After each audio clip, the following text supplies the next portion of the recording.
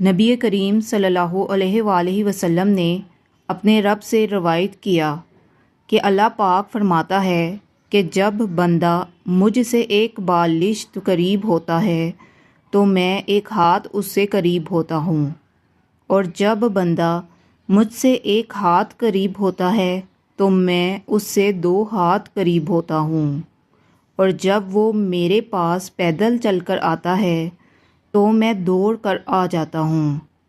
صحیح بخاری حدیث نمبر 7536۔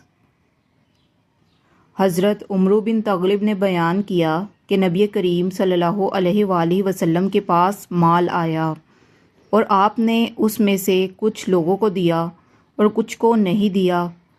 پھر حضرت صلی اللہ علیہ وآلہ وسلم کو معلوم ہوا کہ اس پر کچھ لوگ ناراض ہوئے ہیں، تو آپ نے فرمایا کہ میں ایک شخص کو دیتا ہوں اور دوسرے کو نہیں دیتا، اور جسے نہیں دیتا وہ مجھے اس سے زیادہ عزیز ہوتا ہے جسے دیتا ہوں۔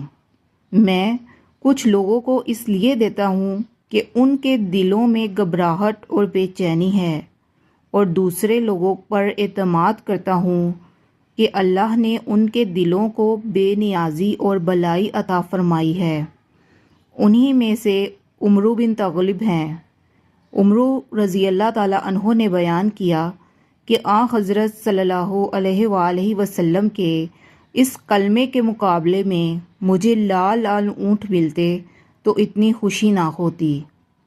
صحیح بخاری حدیث نمبر 7535۔